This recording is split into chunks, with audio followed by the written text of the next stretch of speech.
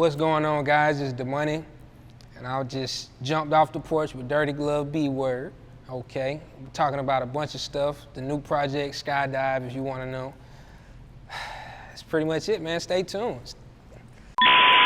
They say you can't remember what you wearing when you dreaming. Will I be fresh as hell? She asked what kind of cologne that I got on. The smell of... What's up, y'all? We got Domani off the porch today. How are you feeling? Amazing. That watermelon, you really going into that right now. Yeah, I'm gonna sit it down. So is that like your favorite fruit? Watermelon, mango, pineapple, stuff like that. I love it. Now let's talk about your live performance, your live Juneteenth performance. How was it getting back on stage after being on lockdown? It's a blessing. It felt crazy. I think that was the first time in like 2 years, a year and a half, something like that. It was crazy, man. I was out of breath. I was excited. Brought my pops out. That was cool. That's something I always wanted to do. Yeah, and people received it well. So it was cool. I definitely saw your dad come out. I was like, look at this. Yeah. Seeing that man, yeah. Now, a lot of us have watched some of your childhood through Family Hustle, but for you personally, how would you describe your childhood and your upbringing? Childhood? It was too good.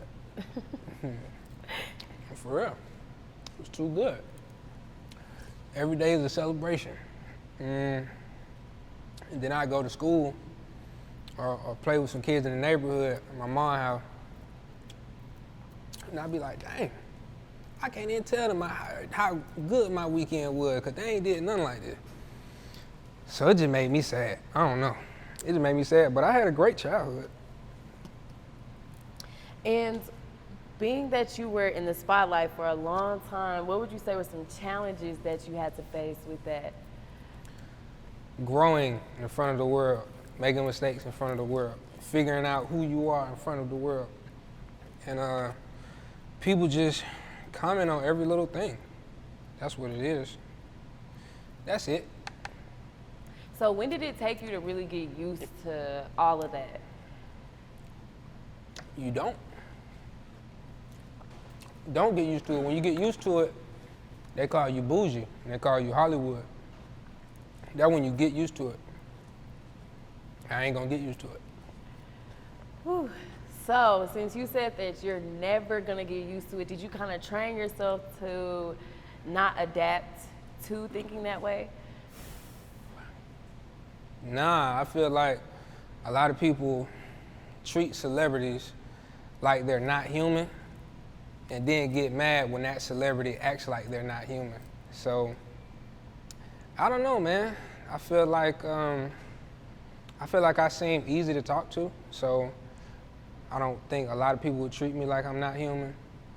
Some people that will treat me like I'm not human, but I know who I am. Yeah. So I watched a clip from your dad's interview with Big Facts, and he spoke on how you turned down $80K from Family Hustle. Now, talk to us about that. It was time. It was time to move. It was time to move on. Growth. Filming the show was fun, man. Filming the show was fun. You get to hang out with your family, do activities. Every day is an adventure. You get just to have fun on camera. So it was kind of tough for me to get out of that, but I know my music is really what I want to do. Music and just creating my own brand. That's what I really want to do, and you got to sacrifice stuff, you know? So with you turning down the $80K, it was... I like them pants. Thank you. My homeboy made him. I will definitely give you his Instagram once we finish. Yeah, I'm fine. Thank you. So going back to the $80K, I know, a lot of people be like, dang, you turned down $80K, like that's kind of stupid. But for you, what did that mean? What did it mean? It just meant that I was focused on what I really wanted to do. that's about it, man. That's about it. It just was focused. Sacrifices have to be made. Now, I was reading an article and I saw that your teacher tried to pass you a demo tape. Whoa. So, what the heck happened with that? I was young. I was in like, I think I was in kindergarten, first grade, or K something. I was young. And I think my dad was in jail. He was locked up. And there was a lot of talk around the school. I'm young. I don't know what's going on. I just know people asking about my dad, teachers trying to comfort me. It's gonna be okay, don't worry about it. I'm like, I don't know what you talking about. I'm not even, I don't know what's going on. So then it was something. My mom getting ready to pick me up. It's the end of the school. I don't know if the lady was the teacher, if she was the teacher, or if she was a substitute or something. I don't really know. But she gave me a CD. I guess she did music, or it was somebody she knew who did music. She gave me a CD and said, yeah, give it to your parents. I did that. I'm a kid. I gave it to my mom. She picked me up. I said, somebody, the teacher gave me this. She turned right back around, went in that school, cussed them folks out. For real? I didn't know what was going on. But yeah, that's what happened. I don't think she had no ill intentions. She probably just thought she was following her dreams. But I'm a little kid. We in school. She probably shouldn't do that. Now, did you have to run into that teacher again after the incident? Or? I ain't gonna lie, I wouldn't even know who she was. Wouldn't even know. That's like I said, I didn't even know if she was a substitute or the real teacher. I don't even remember. Now, getting into you as an artist, when exactly did you start making music? When did I made my first song when I was like 9 years old. That was that.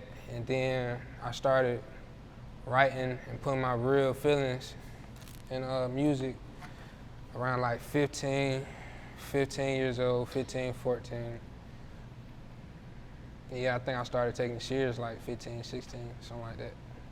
And did you ever, when you first started out, did you ever feel any pressure to live up to your dad's legacy? Of course, all the time. But it's just about how you deal with it. You gonna fold under pressure, or you gonna be the reason, is pressure gonna be the reason you turn into a diamond, or you fold? That's it. That was it. I just kept going. I was just in the studio, cause I just wanted to be an artist. I knew I sucked. I knew my music. I knew what was great music in my head and what my music was. I wasn't crazy. I wasn't ignorant. I knew this junk was whack, and I didn't want to do it. But I had to keep forcing myself to go to the studio, cause I knew I wanted to be an artist for some reason. I'm young. I just want to be an artist. I'm making myself go to the studio, and then it's always pressure. It's gonna be pressure with everything. I like pressure, man. You get to learn yourself. You get to see how you move under pressure. And who were some musical influences for you? Big, I say Outkast, UGK, Dungeon Family. Who else? Kendrick Lamar. Everybody that was fire, man. All the greats, I ain't gonna lie, all the greats. Then I listened to Sade, Nita Baker. I listened to a little jazz, little George Benson. Everybody, man. Everybody that's fire. Everybody that's gonna live on forever. Now, when exactly did you start taking it serious?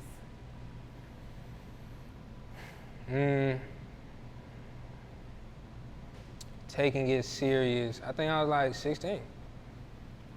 16, I started actually putting my feelings in music, on top of beats and instrumentals.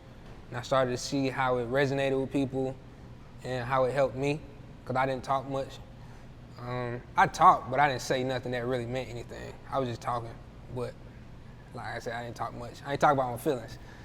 So, I just put it in the music, and I felt like that was like expression. That was my out. So I just kept going. How were you able to really identify yourself as an artist? Identify myself as, I don't know. What that mean, like? Basically, kind of like find your niche when it comes to music, or what type of music that you want to make. I don't know. I just know I just like stuff that make me feel exactly like how I'm feeling. I don't know. I like instruments. It's hard to pinpoint it, man. I don't record a lot. I just hear a beat or hear a loop. Could be a little guitar, a little piano. Hear a beat and then see what comes out. I don't know what becomes. I don't know. That's why I don't do a lot of features, because I don't know what's finna happen. So, yeah. Ooh, what is your perspective on features? Features. Like, is it good? Yeah. Features collaborating with dope artists is definitely good. You learning from each other, y'all helping each other. And music is fun, man. Music, a lot of times I get caught up and I just be just look at music so serious, you know? Sometimes when you're around the right people with the right vibe, you get to have fun. So that's good, but you don't want to get lost in the sauce. See what I'm saying? You don't want to get lost. I wanted to have features. I wanted to do music with a lot of people, but coming out the gate, I knew I couldn't do that. It wouldn't be respected, because it would just look like, I paid for these people, because that's what you can do. But yeah, I just chose to just do the money first. And when you say lost in the sauce, break that down. Write it down. Break it down. Lost in the sauce, like thinking that's the easy way out, thinking that's the way out. Okay, the easiest way out, not always the best way. You can get a big artist on your song right now.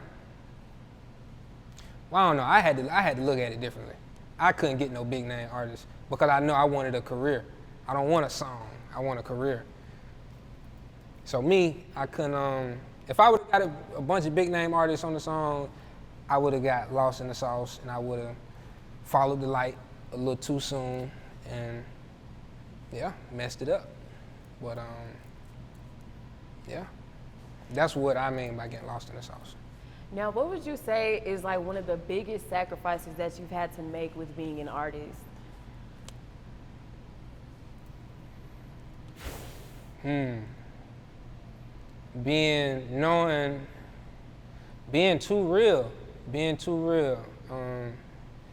Biggest, I don't know about biggest, but that's a big sacrifice. Like, sometimes you being too real and say exactly how you feel, you might hurt people's feelings around you.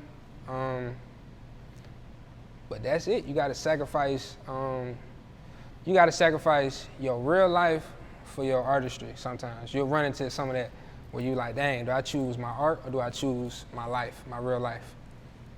And that's a big sacrifice, depending on whatever situation you're dealing with. Now, what made you take the different route from the trap route, like your dad? I didn't grow up in the trap. Simple as that. I didn't grow up in the trap. He grew up in it. You know, he did all type of that stuff. So we really on the porch, ain't we? Yeah, there's some water dripping right there. You know, he did a bunch of that trap stuff, and that's what was around him. And he made it out of that and got his family out of that. What am I still talking about that for? We moving on. Yeah, that's what it is. It's just I just didn't grow up around that. So my music is me. That's it. Now, what are your current thoughts on the rap game right now?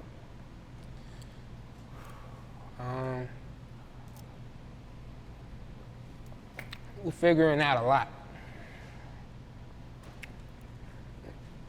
What do you mean by that? My bad.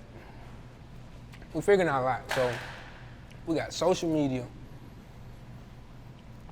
We got quarantine. We got pandemic. Folks not able to do shows like they want to. And it's like it's a lot of rappers, it's a lot of artists, but it's a lot of people being filtered through like fast. I think before Corona, you could kind of fake it a little bit longer. And before like social media, you could kind of fake it a little bit longer. But now it's like, dude, you ain't performing, you about to go crazy. You about to go start some beef or something. You need to pay your mortgage, your rent, your et cetera. These folks figuring it out. The audience growing so fast, man, these folks smart. You can't trick these people, like just keep thinking you're gonna trick your fans. That's what I would say. But it's a lot of creativity, man. It's a lot of people being themselves 100%, and that's great. A lot of new sounds, new waves, and that's what I love.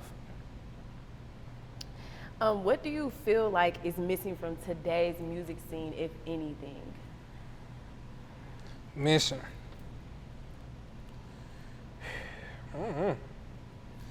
What is missing? Quality. I would say quality. That's missing. It's not missing, but it's not a lot of it. That's what I would say. And when you say quality, what do you mean specifically by that? Man.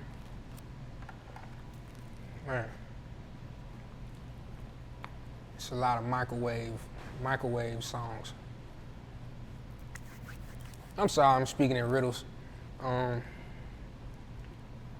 Bunch of people doing a lot of stuff for temporary success. I think if it was more quality, what I mean by quality is like being real, talking about what you see outside, talking about what's really going on. Take some time to listen to the song you just recorded. Don't release it tomorrow. Listen to it a couple days. Maybe you might feel different. Maybe you might add some more stuff. Maybe you might switch some words. Like, it's the same people. It's a bunch of the same rhyming words just being recycled and recycled. A lot of the same similes, metaphors being recycled. Lil Wayne done took that. We got Lil Wayne. You know, we got that's what I mean by quality. Cause it's I feel like it's growing so fast. Yeah. Now, what genre would you say your music would fit in? I don't know. Genre. People gonna put it in hip hop. People probably gonna put a little R&B. People gonna put it in whatever they want to categorize it in. That's not my job. I just make the music, just make sure it's real, make sure I like it. I don't even gotta like it. Sometimes my people be liking it and they tell me put it out, I put it out. You don't even gotta like all your music. But yeah, that's it. That's not my job. I don't have to worry about that. Now, I would say, and I hate using this word, like conscious rap. Yeah. I hate saying the word because I know some people be like, but I would say your lane is definitely, to me, like listening to is like true lyricism, like conscious rap. What do you feel is a misconception about conscious rap? Misconception about conscious rap. And why do you think that it's not as big as it could be? Maybe a lot of folks ain't conscious. I don't know. Maybe a lot of people. Ignorance is bliss. I would say that. Sometimes it's fun to not know. It's cool to not know. It's cool to not know all the chemicals and stuff in your food because now you gotta eat right. And sometimes it's not cool to eat right. You wanna eat a cheeseburger. You wanna eat a slice of cheese pepperoni pizza. Some folks ain't, sometimes it's not fun. People wanna have fun. You know, people go to work, worked all week, gotta pay these bills, they not worried about, you know what I'm saying? They ready to have some fun. Folks ready to celebrate. They done made it through the week. That's a celebration. So that's what I'd say. For some folks ain't ready to be conscious, but conscious music is just being aware. It's nothing too deep. Just being aware, knowing who you are, That's it, being aware. And talk to us about Forever Records. You know something, huh? Forever Records is my label that I created. Forever Records is just me saying that anything that comes out of this tunnel is gonna live on forever. Anything that got that Forever Records stamp on it is gonna live on forever. Your story's gonna live on forever. The impact gonna live on forever. You're gonna be able to listen to it from years down the line. That's what it is. And what made you want to start your own label? Why not, man? All these other folks got these labels. All these other folks got these major labels and indie labels. All they did was start a label. I'm pretty sure they ain't think too much about it. They just started a label. It's good to have your own stuff, man. I try to cut out as many middlemen as possible, just to have control and know what's going on. I don't always want to ask somebody else what's going on and trust that they're telling me the truth. Yeah, that's it, having your own and being able to help more people. It's hard to help more people when somebody hitting you upside the head with a price. Now you got to hit somebody upside the head even harder. You're not helping, man. You're just trying to get by. Would you say it was a little easier navigating through the industry with your dad being T.I. or? Definitely. It's about who you know. It's about who you know and how they know you. Anybody could be a superstar, I believe. Anybody, literally anybody. It's whoever they put money behind, it's whoever they push. You be with these people and you get introduced to other people and they say, yeah, he's the one. And that's all they know about you. That's all they know is, let's say, Drake. All they know is Drake just said that he's the one. Oh, he's the one. This is Drake saying this. That's all you need, and you got a chance. But yeah, it's definitely who you know. But like I said, my music is gonna live on forever. A lot of people can fake it for a minute, get a couple hot songs, but yeah, you can't buy a career. That's what I believe. You can't pay people to come out and buy tickets to your show and support you for your whole career and support whatever else you're supporting. You can't pay for that. But if you know the right people, you got a better shot. And being that you're an Atlanta native, what is the support like for you? What is the support like? I go outside, I get love. I don't know. People say they love me. People say they like the music. I guess the support is cool. We'll see. We'll see with this album, man. We'll see with Skydive. This album's coming out, so we'll see how the support is, I guess, with this one. Cause this is my first project since about like 2 years. Mm-hmm. So I don't know. I'm finna see. And how would you describe your style of rap? Domani. And the type of vibe that it gives off as well. It could be different vibes. These questions are a little hard. It could be all kind of vibes, man. It could, whatever I feel, I don't know. How would I describe it? I try to be open as possible until it start hurting people. I try to be open as possible. Try to be real with myself first. I keep wanting to drink and eat. Yeah, that's it. I don't know. This just sounds like the money. It just sounds like me. Now, have you hurt anybody with your lyrics? With my lyrics? Yes. Like people doing covers to my song? What you mean? You said something about like making music until it hurts somebody, like your lyrics. Yeah, being real until it start hurting people. Now, what you said? Yes, that's basically what I'm referring to. So I'm asking you, has anybody ever got offended with your lyrics that's close to you personally? Oh yeah, man. Yeah, people People got offended. You want me to talk about it?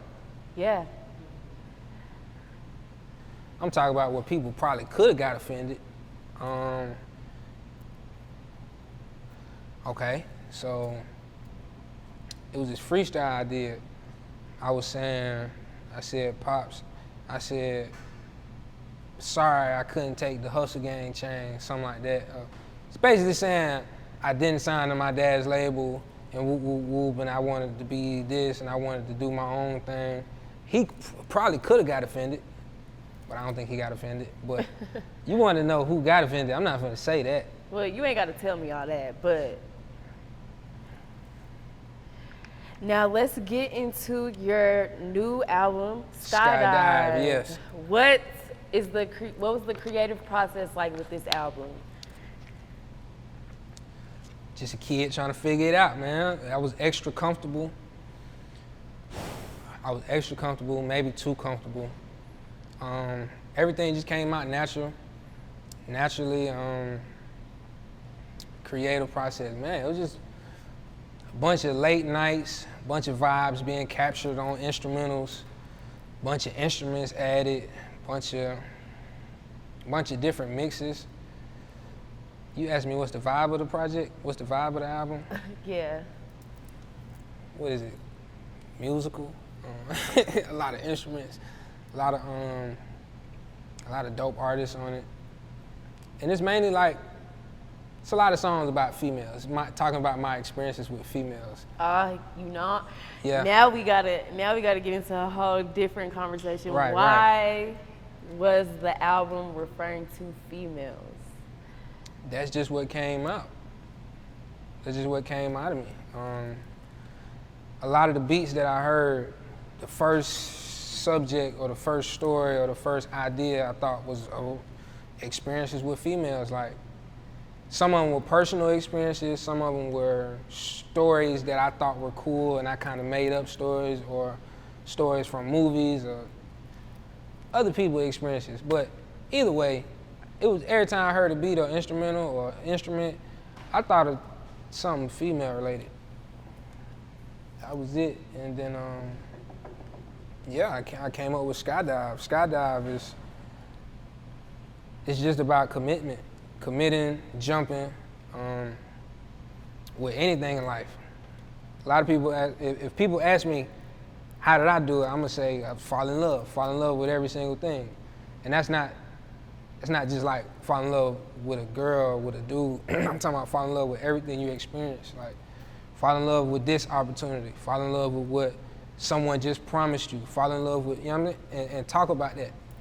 Talk about maybe if you were let down, how did that make you feel? Talk about that in your music. Talk about when you wasn't let down, and how did that make you feel? But I think falling in love, man, I think that's the answer. That's the way you figure it out. You dive. And what producers did you work with for Skydive? You want to know that? Who told you ask that? Huh? Who told you ask that? No, I want to know personally. My guy Mike Will made it. My guy KP. My guy Mego. Dang, I hate these questions, man. And I got to say everybody. You don't got to say everybody now. My guy Mars. Shoot. Big A. Why you doing that?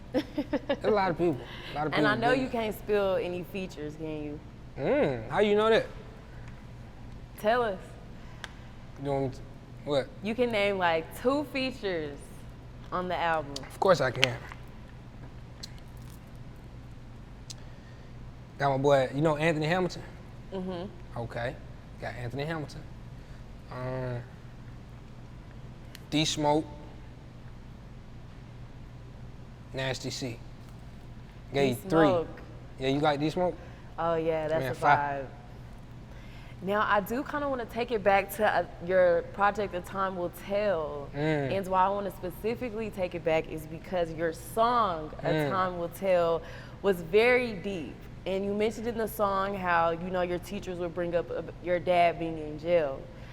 How did you handle all of the backlash that came with that? I didn't know. I was a kid, man. I was playing. It wasn't until I got older that I realized, like, dang, people was like really being mean. And there was a lot of people not being mean. But it's like a blur. It's like a blur. I just didn't put it together until I got a little older. But that was it, man. I don't feel negative about it. I just said what I felt, and that's it. It's on the song. And I do know with that album, J. Cole called you to congratulate you on it. How Right. was that? It was a confirmation that I'm headed in the right direction. That's all it was. And that's big. That's big when you don't know. When you don't know where you're going. And you just go from making music with you and your people, and you just put out a project, and you don't know. And it's just confirmation that you're headed in the right direction. You're on the right path. Yeah, that's what that was. And he called me back. As soon as I dropped it, it was like 12 o'clock. As soon as it came out, I called him. I had no reason to call him. We like just exchanged numbers. We wasn't even cool like that. I just called him. He didn't answer. But I texted him the project, and I was like, check it out if you get some time. I didn't know he was gonna call me back. He called me back and said, he said all of that. He said it was a classic and stuff, and I was like, yeah, this is a confirmation. Now we gotta get into my song, Henny and Crystal. That's your song. That is my song. What's your sign? So, you said what's my sign? Virgo. Now with that song, how did it come about? Me being in the studio, my friends talking about girls, just talking to girls, and then they'd be like, oh, Domani, she got crystals, she like candles, she got sage, woo, woo, woo. Oh, she the one. People talking like that. And I was just made a song about it. I said she like Henny and crystals, a little weed here and there. And it just meant, I don't want nobody to think I'm talking about doing drugs and drinking, you know, Yeah. stuff like that. Rarely, I don't be talking like that. But that was just saying that I like a girl that is aware of who she is, you know what I mean, what's going on in the world, and a girl that still know how to have fun at the same time. A girl that know how to have fun and is just conscious. That's what I meant. And I also got the chance to look at the visual as well. How did you guys come up with the concept for it? We just wanted to seem as natural as possible. Just go to a grocery store, dang, you see a girl you like, what are you gonna do? You talk to her, hopefully you saying the right stuff, you know. Hopefully she feel good about what you said, and we'll see how it goes. Y'all exchange numbers, boom, you pull up. It's awkward, you know. Just wanted to just capture a real moment, like something that could really happen, and that's happening in people's lives. That's all it was, man. And we also have Burn Out with Shad the God. What Yeah. was it like working with him? It's my cousin, man. We've been saying we needed to get some in, and I made the song. He was there when I was recording it. I didn't know I was gonna get him on it. He was just there, and that's why I was talking about him in the song. I was like, my cuz, whoop, I forgot the lyrics. But I was like, my cuz, he crazy, whoop, whoop, shoot up the club, whoop, whoop. He was there, that's why I was talking about him. Yeah. And then I did my verse, I did my hook, did my verse. And then later on, it might have been the next day or the day after that, I said, I need to get Shad on this. I said, duh, I'm talking about him. And he got on it. It was just like that. Nothing crazy. We ain't walk up a mountain. We ain't do nothing, you know what I mean? It's just that. And you recently dropped your single, Talk About It. Yes. Tell us about that single and what exactly it means to you.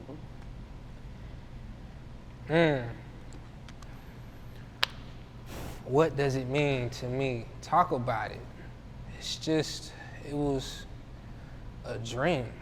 I be looking in space and trying to picture exactly how I felt and what I was thinking when I recorded these songs. That's why I'm answering all these questions so slow.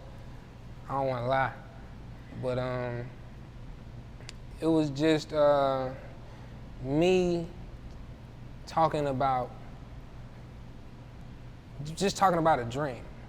me talking about a dream, and I feel like we executed that vision in the visuals. Yeah, me just talking about dreaming, nightmares, good dreams. Yeah. I'm sorry I don't feel like I gave you what you wanted with that one. Whatever you feel on your heart to say, just let it all out. Yeah. I'm gonna come back. Okay. Come back to it. Now, when it comes to writing your music, where do you get your inspiration from? It could be for anything. This project mostly movies, interactions with females, stories about females. That's what this project's inspiration came from. And classical music. I would say that. Yeah. And what would you say is the message that you would want your listeners to grasp from your music? From this project, the message is commit, fall in love, put 110% into whatever you're trying to do. That's the only way you're gonna know whether or not it's for you or not for you. Putting 110% into it, and just jump, whatever it is, jump. Because if you don't jump, you're just gonna constantly think about, dang, what if I would have jumped? And that sucks. That's a bad feeling. Commit, jump, fall in love, accept failure, accept losses. That's what it is. I do like that you said accept failure, because Yeah. you don't hear that a lot at all. Some people try to go out their way and put themselves out the way. My guy told me that. Yeah, some people go out their way trying to clean up a loss, turn a loss into a W. You could have caught another W here. You looking at this, and you put yourself out the way, trying to fix what was in the past. That's what I say, man. Accept the loss, learn from it, and that's it. You know, just keep growing. You got some experience now. Now you got experience. You really didn't lose. You just gained experience firsthand. So we got Talk About It, we got Skydive, that's about to drop, we got Burnout. What is next for you this year? You really seem excited. You excited? Yeah, I think you're dope as hell. So Thank you. I'm excited for the project. The Skydive, I know it's gonna be fire. Thank you. What do I have next? Gotta find another challenge. Finding another challenge, finding new areas to grow. That's it, man. Still figuring it out. I'm a student. Yeah. And before we wrap up, any last words or shout outs? Shout out to Mikala. She's a dope journalist. Shout out to Terrence, man on the camera, man editing probably. Shout out to Forever Records, something I put together. Shout out to the team, you know. We'll keep going, jump. I don't know what camera to look at, man. Jump, commit. And that's it, man. Skydive, shoot, man. Thank you for watching. They say you can't remember what you wearing when you dreaming. Well, I be fresh as hell. She asked what kind of cologne that I got on. The smell of sex appeal, I'm dead for real.